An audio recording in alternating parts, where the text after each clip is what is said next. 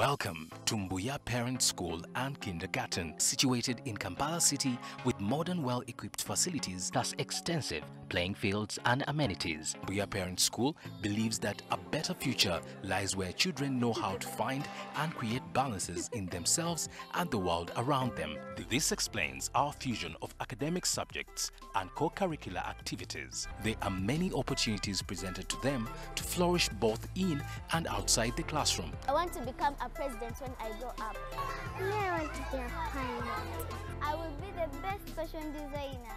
Mbuya Parent School, the sky is our limit. You welcome to our e-learning session here at Mbuya Parent School. My name is Mr. Waisa Samuel, taking you through lesson 4 in Social Studies Primary 7. Before we go to our lesson of today, let's review the previous lesson by having activity given to you and we get the responses. Our corrections for the previous activity, number 1 was, what term is used to mean a group of tribes having related customs? What could you have given as your response? That is an ethnic group. Number 2, why did the Bantu settle in the Interlacustrine region? Why did the Bantu settle in the Interlacustrine region? Your response, I guess it was similar to what I have on my marking guide. That is presence of fertile soil. 2, presence of reliable rainfall. Let's go to question 3. Question 3, hope you are checking on your answers. Name the last group of the Bantu to enter East Africa. Name the last group of the Bantu to enter East Africa. Did you give Ngoni? Yes. Let's have the last one. That is, mention any 4 problems faced by the Bantu during their migration. Problems faced by the Bantu during their migration. Number 1, attacks from dangerous wild animals. Number 2, attacks from hostile tribes. Number 3, harsh weather conditions. Number 4, shortage of food. Number 5, poor transport. And perhaps the last one would be difficulties in crossing physical features. I know I wanted 4, but I've given you a variety so that you have them. In case you forget the other, you can have more. Thank you. So let's get back to our lesson of today, which is going to talk about the Nilotics. The Nilotics. The migration and settlement of the Nilotes in Africa. The migration and settlement of the Nilotes in Africa. In this chapter, we have 3 targets, objectives. By the end of the lesson, we must have got those targets. Number 1, we must know the original homeland of the Nilotics. 2, we must also know the place where they settled in Uganda. Immediately they migrated. Then 3, we shall know the 3 major groups, the subgroups of the Nilotes. I'm saying target number 1, we shall know the original homeland of the Nilotes, the Nilotics. Then 2, we shall know where they settled, the Nilotics. Immediately they entered Uganda. Then 3, we shall know the 3 subgroups of the Nilotes for today. Thank you. Let's get back to the Nilotes. When you talk about the Nilotes are the 2nd largest ethnic group here in East Africa. I know you captured this in P6, but still we can have more as you remind yourselves what you learned in P6 about this very chapter. So the Nilotes, why are the Nilotes called so? Why are the Nilotes called so? The Nilotes are called so, reason 1. They are called so because they originated from the Nile Valley. When you look at the Nile Valley, what could be the Nile Valley? The Nile Valley is the region stretching from Uganda up to Egypt, where River Nile has its mouth. right away from its source in Uganda, where it starts, where it moves through countries like Uganda, we have South Sudan, then we have Sudan.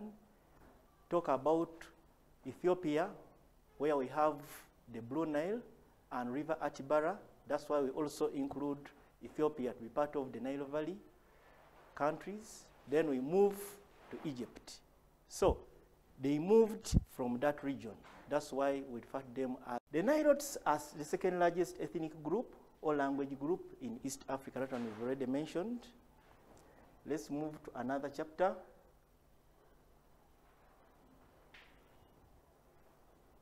We shall look at the three subgroups of the Nilotes. The three subgroups of the Nilotes are: one, are you following me? One, try the River Lake Nilotes.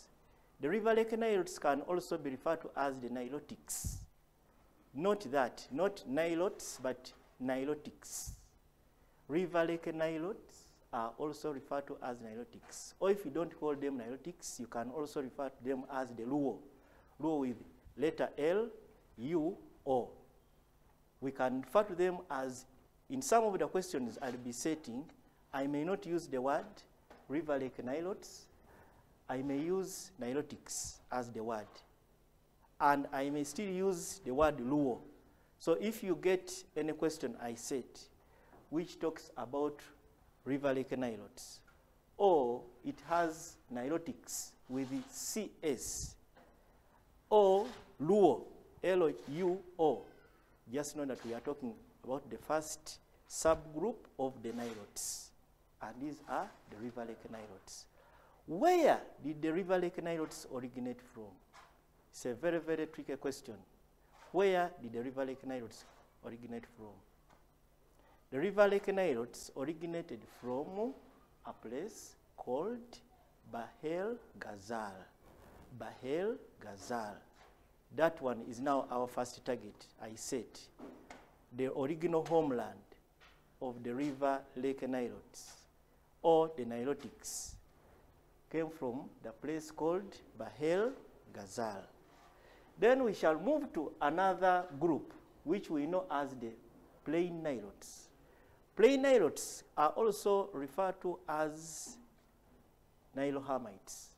If you don't call them Plain Nilotes, you can also refer to them as the Nilohamites. Let's go to the third group. The third group is the one we know as the Highland Nilotes. The Highland Nilotes, in our segment, in our revision segments, we shall also see where they originated from and where they settled, especially when they entered East Africa or Uganda in particular. So let's for now look at the River Lake Nilotes. In my question, I posed, in my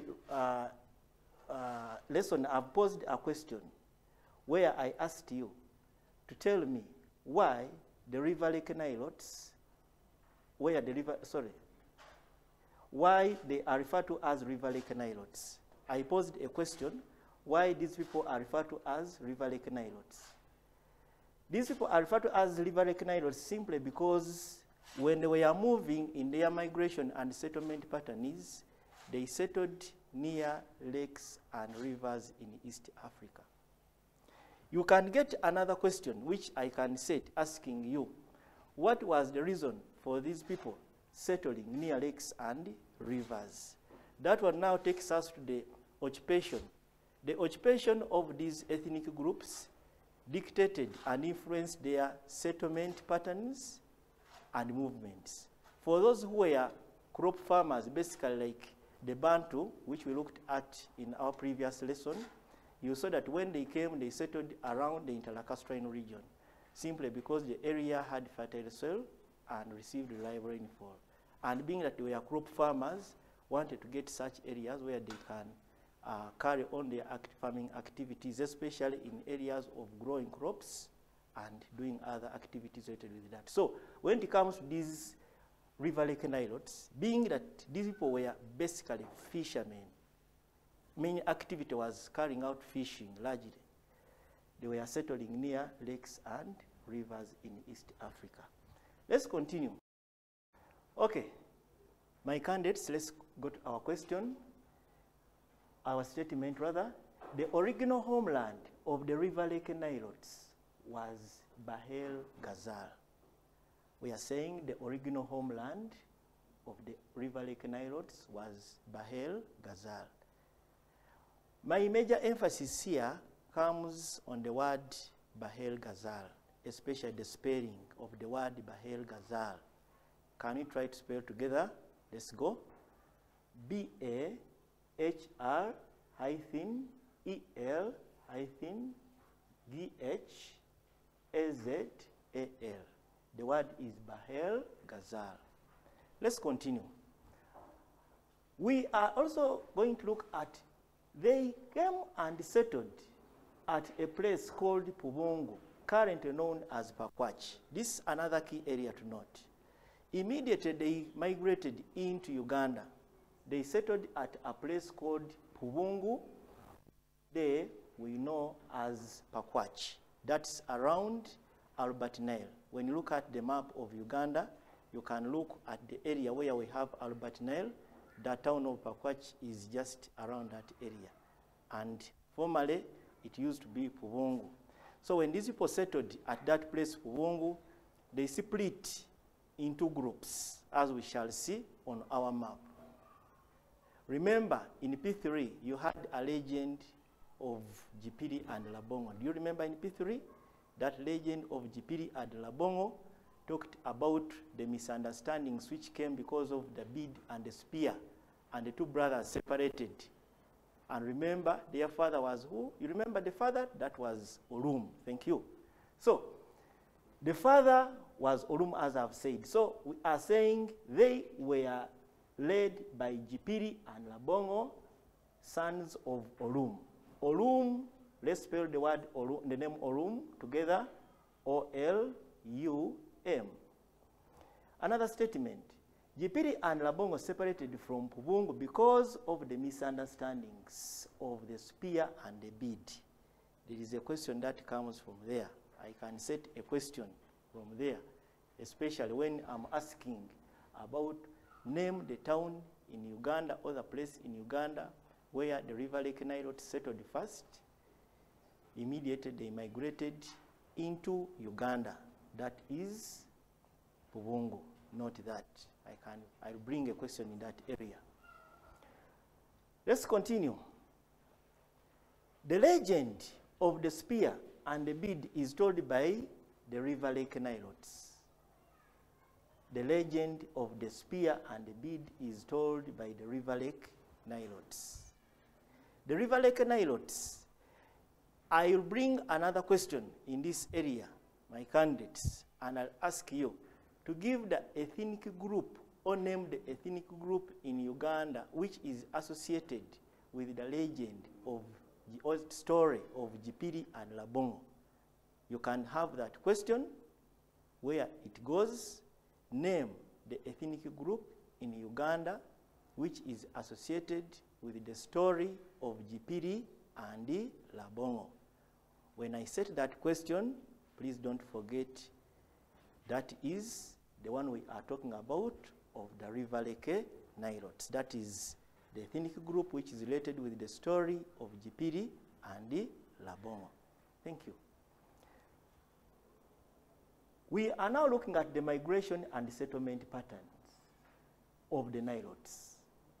Here we shall basically look at the routes they took on our map of East Africa, our sketch map of East Africa, the routes they took. On this map, we shall spot the place we spotted earlier, the original homeland, or rather the cradle land of the River Lake Nilotes is here, the one we have referred to as the Bahel Ghazal, where our River Lake Nilotes moved and following that arrow and settled at our place in Uganda, which we had earlier seen as Pubungu. Remember that? Yes. When they settled here at Pubungu, the current town of Pakwach, here they split into groups. But the two important groups here we are to note the one which was led by the two brothers. One was the one of Jipiri, which took the Red Arrow route and crossed into West Nile. Note that the group which moved following the arrow and settled in West Nile was led by Jipiri. And that group intermarried with a group of people there, the ones we can call the Lendu, and gave rise to a new group of people today we refer to as the Alur. The second group moved following that arrow. Now, this was the one led by the brother of Jipiri, and that was the one we know as Labongo. Candidates, I think you're noting that. I said the group which moved this side after the misunderstandings, Jipiri took this route, Labongo took this route.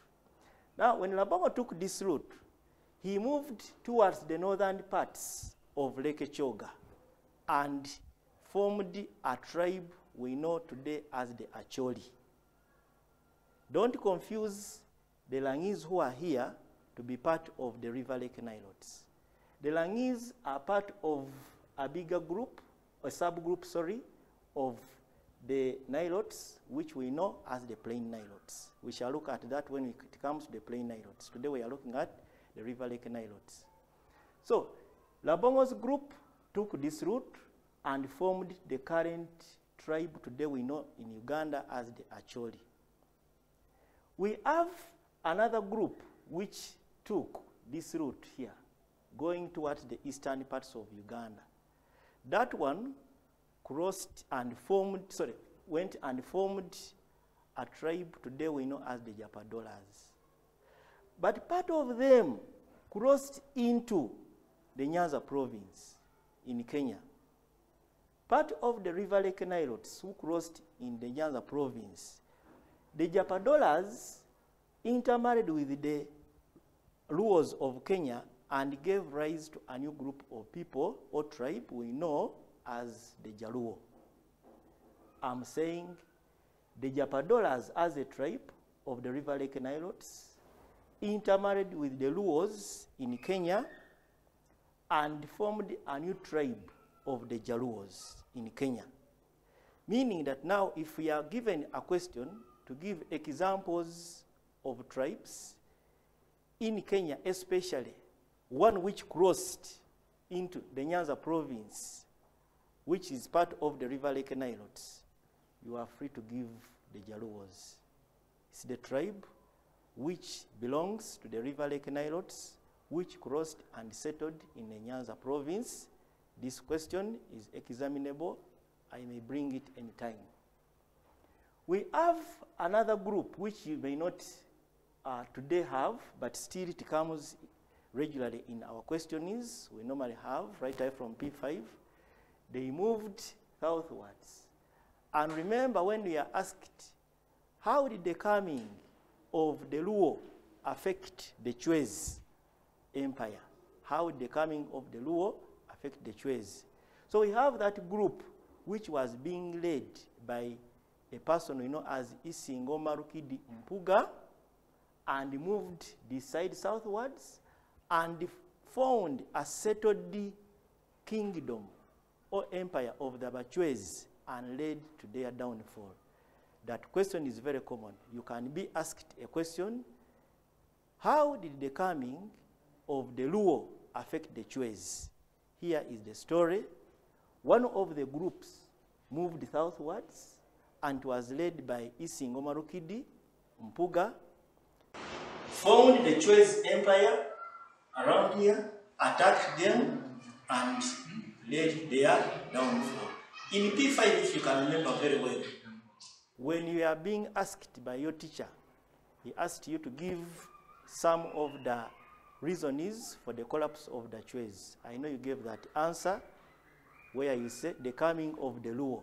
So here is what I'm trying to emphasize, that the coming of the Luo here, especially by the group which was being led by Isingoma Rukidi Mpuga, attacked the Chwezi and led their downfall. Thank you. We have South Sudan here. Some of the tribes which we can look at. Here in South Sudan, we're just looking at some of the tribes which intermarried with the River Lake Nilotes. And for example, we have one of them. We have the Azande. We have the second one as the Dinka. And we have the Shiluk. And lastly, we have the Nuwa. These are some of the examples in South Sudan. Thank you. So let's now go to the reasons for the migration of the River Lake Nilotes. The reason number one, these reasons are almost the same. When you look at those we saw, especially when you are looking at the Bantu, they are almost the same. Search for water and pasture for their animals. 2, outbreak of epidemic diseases. 3, overpopulation in Bahel Ghazal. And outbreak of famine. You can either give it as famine or outbreak of famine. And lastly, we shall have conflicts or wars, which of course occurred in their Kurado land, forcing them to migrate and look for safer zones or places where they can live. I have a simple activity, my learners. 4 numbers, try them in guidance with your parent, guardian, sister, brother, and next time I come, we shall have the responses. I remain Mr. Waisa Samuel.